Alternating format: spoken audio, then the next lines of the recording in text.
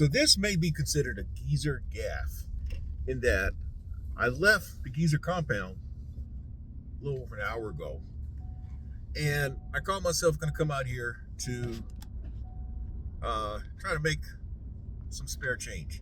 Something that I've said before. And I was about ready to give up. I was about ready to go by the office and check on any mail that might have been slid under the door and just call it a day. Because I had already missed out on 2 Instacart orders that seemingly would have been worth my while.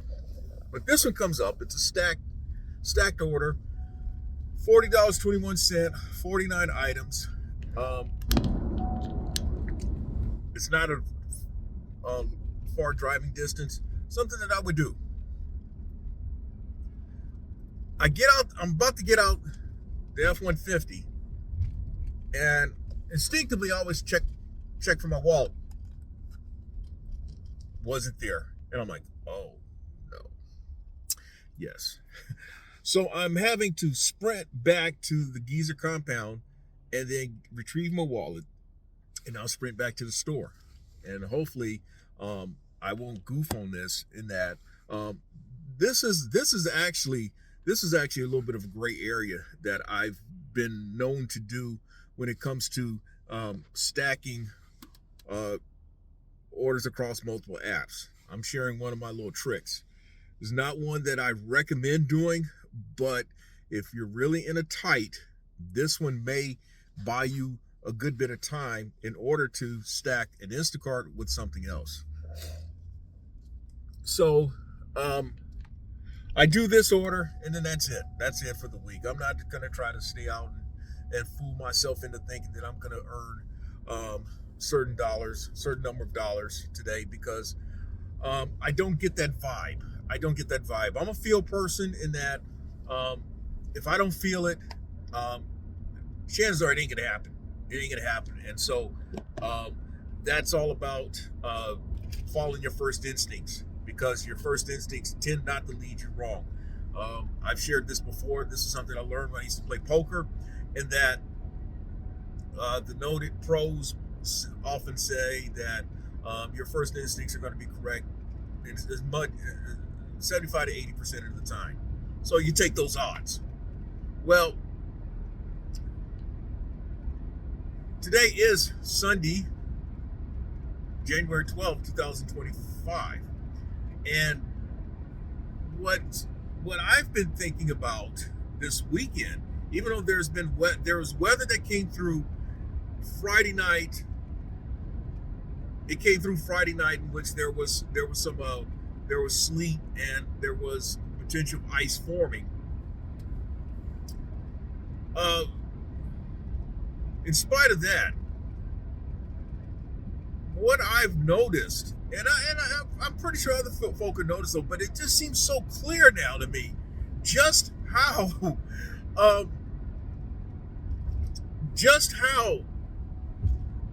much things have changed. I'm searching for the right words for this.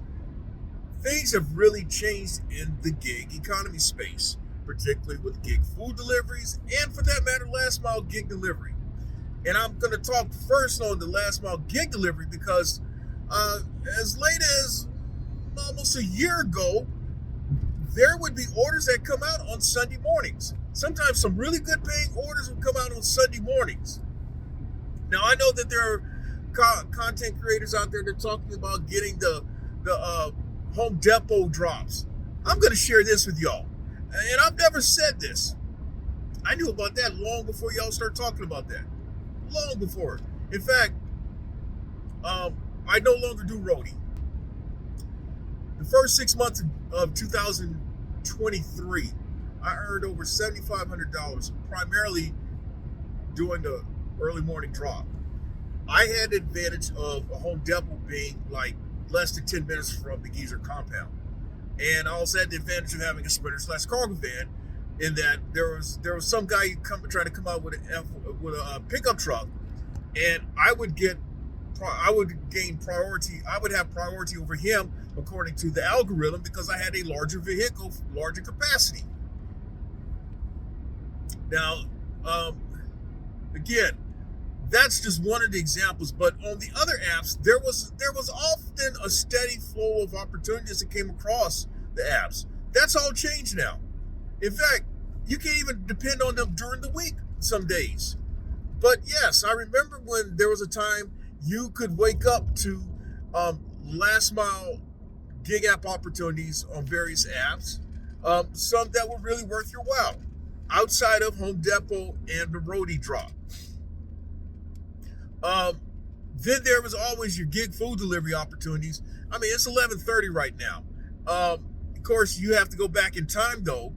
But you go back to 2021, you go back to 2022. There was still a demand Sunday mornings for gig food delivery opportunities. Now it doesn't exist like it used to. Now I happen to do this. I happen to catch this Instacart. And it used to be that people would want to do their Sunday shopping.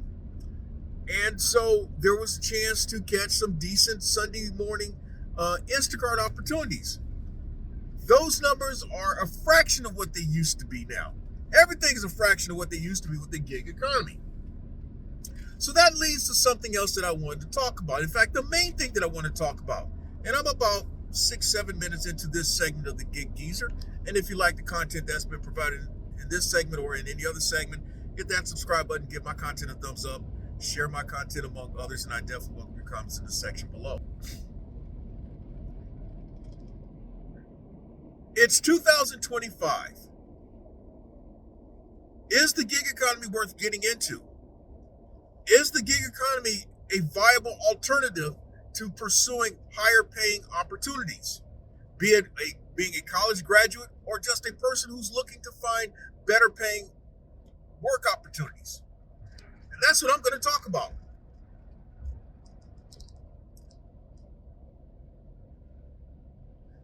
Since I'm a geezer and I've lived several decades, I'm from a different time and era, and I concede that. When I was coming along, it was encouraged that you go to school, you get a degree. In fact, back then, a bachelor's degree was pretty much was your ticket into better paying opportunities, or at least the windows of opportunity opening up for you. And then if you chose to pursue graduate and postgraduate degrees, hey, even better. But the mindset was that you finish, you look to go into your chosen profession. In my case, it was journalism, in that my emphasis was that I wanted to be a reporter. I had no interest in being an editor. I had no interest in working the desk. That was for the pinheads. Okay. I saw myself out there because I wanted to be a sports reporter, and that was my interest. I wanted to be out there on the field. It's NFL season, playoff season. I want to be down there on the field talking to the players. I wanted to talk to the coaches. I wanted to be around that action. Okay, and I did that for over a decade. What I'm getting at is those opportunities no longer those opportunities is given way to technology and time. But the point is that from my generation, you get into your chosen profession, and pretty much you're there until you either retire or you're carried out horizontally. Well, that's all since changed, and I've talked about that before. My first taste of that reality occurred. I finished my requirements for graduation December 1988. First part of February 1992, I was laid off from the newspaper I worked at. At least I was laid off from the newspaper I worked at, and I experienced for the first time having to redefine myself professionally. Several years later, I leave the newspaper profession February 2000. I leave the newspaper profession February 2000, 25 years ago, forever. And I had to redefine myself again. In fact, I've had to redefine myself multiple times since then. So I know that I'm kind of building this up though, but you're going to see where I'm going with this. In the ensuing decades now, I've met people. I've got my daughter as also a personal reference on this, at least a personal reference point. You've got younger folk who are saying I don't really see where it's worth going to college, getting in such debt, having less worth than my parents, and even after getting a diploma, maybe even a graduate degree, and in some cases maybe even a postgraduate degree, and I make less than what I should make. I make less than a lot of people, or I'm taking jobs that really just are absolutely shameful for my education, for my background, for the preparation that I put forth in life. And so what do I do? This is a question that I've often asked myself over the decades. What do I do? What do I have to offer? What can I do? And I've shared how I've kind of stumbled my way into the gig economy, in that I was looking for something that would help my daughter get through her undergrad, and ultimately it helped her through her graduate studies, and at the beginning of her doctoral studies, her postgraduate studies. What I have found for me is that the gig economy has afforded me to earn more money, even at a more advanced stage in life, than what I have done professionally as a reporter, or even for that matter in my other in my actual professional licensing as an insurance agent. All right, so I am back here to do this Instacart, and hopefully I will make it work here. So what I'm going to do is break to complete this Instacart, and I'm going to wrap this all up once I have completed the Instacart. I took 45 minutes exactly in there.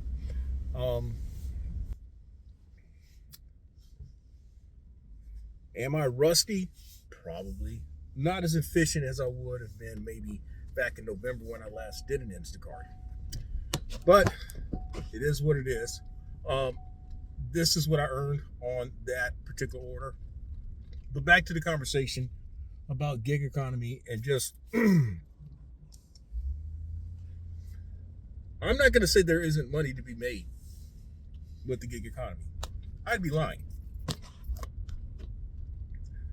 But the question is, I would say one of the questions is the gig economy for everyone? And that answer is no. That's like with anything. Not everyone's cut out for the gig economy. There's a lot of factors involved.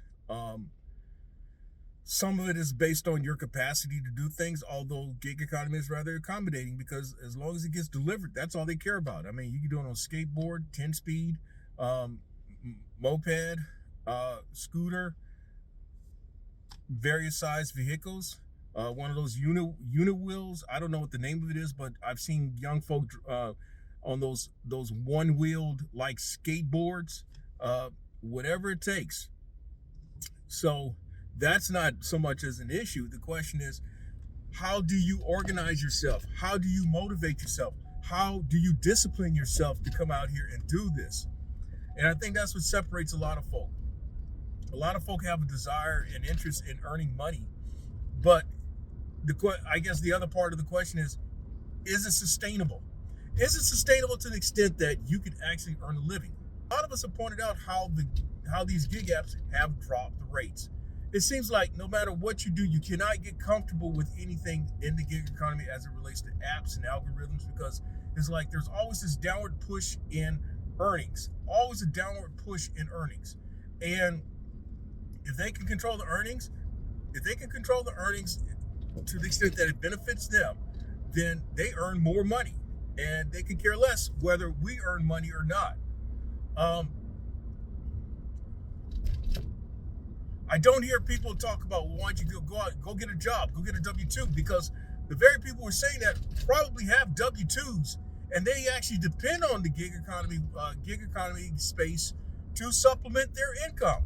So the difference is that they have the buffer of a paycheck coming every week, 2 weeks, or month, whichever way you be paid. Whereas someone like myself, I eat what I kill. If I don't find a way to make it happen, it don't happen. And that is an inherent challenge with if you go into any type of personal enterprise, whether it is a brick and mortar shop or, in my case, having an insurance agent. If I'm not writing business, guess what? I may keep some contracts, I may not keep some contracts. I may make money, I may not make money. Those are realities. So I'm not going to say what you need to have, because there are people who come from many backgrounds that are in the gig economy space. They found a way to make it work. People come from professional backgrounds like I came from. They come from doctorate backgrounds, actual doctor backgrounds, attorney backgrounds. You name it. People are out here. You know what? And what makes the gig economy appealing is the fact that much of the money earned is there's this immediacy of which money can be accessed. That's the other thing. You go out and earn, let's say you have a really good day, you earn $200-300. In many cases, that money is accessible that same day, or worst case, the next day.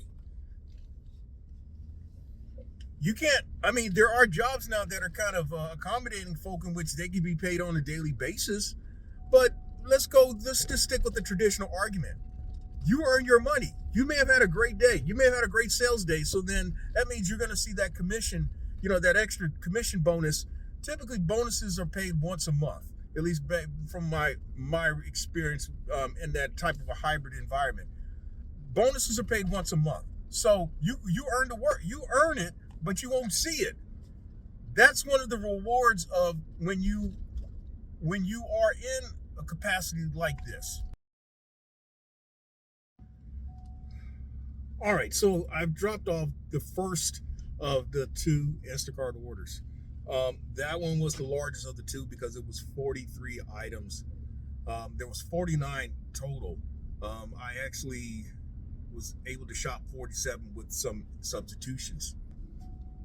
So for me, if that were the way this is shaping up like if this were a last mile gig delivery opportunity. It would be like delivering, can't compare the money, but just in terms of work, like 4 sheets of plywood or sheetrock, along with a couple of bags of cement, and then maybe throw in a couple of 2x4s. That's kind of the way it feels like to me, because I had to walk up a couple of flights of stairs in the front of the house in order to drop off the items. The second place is an actual residence. I've been on that street, but I don't recall if I've delivered to that specific address. So as I'm going to close out this segment of the Gig Geezer, I can't tell anyone either way whether they should indulge into the gig economy or not. I think the gig economy is a reality. The question is how well you adapt to the many changes that occur, and just how are you able to afford yourself multiple options, be it by the gig apps or by other forms of enterprise. Because the days of depending on a single app are over. They've been long gone over. I would say they've been long gone over, at least on the gig food delivery apps since 2022. On the last mile gig apps, if an app comes out 1 year, or they debuts in your market 1 year, and that may appear to be like a big earner. The following year, uh, it'll be something else that become your big earner because the apps over time tend to drop the rates. Simple as that. And that's with anything. I know I keep going back to this. I mean, it could be on load boards. That's how runs are being offered. Um, you notice when you do call, they're telling you, "Oh no, man, that's the most we can do." If it's offering 300 and you feel that and that's a run that you normally command 400, 450, and they're saying, "Oh, 350 is the most we can go. 325 is the most we can go." Um,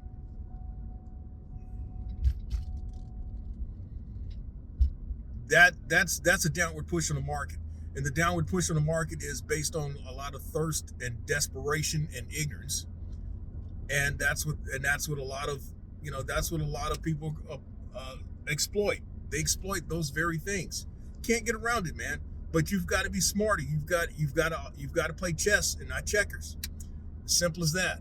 So I know that I may not have gone as far as deep into this as I'd like, but it is something to think about. It is something to consider.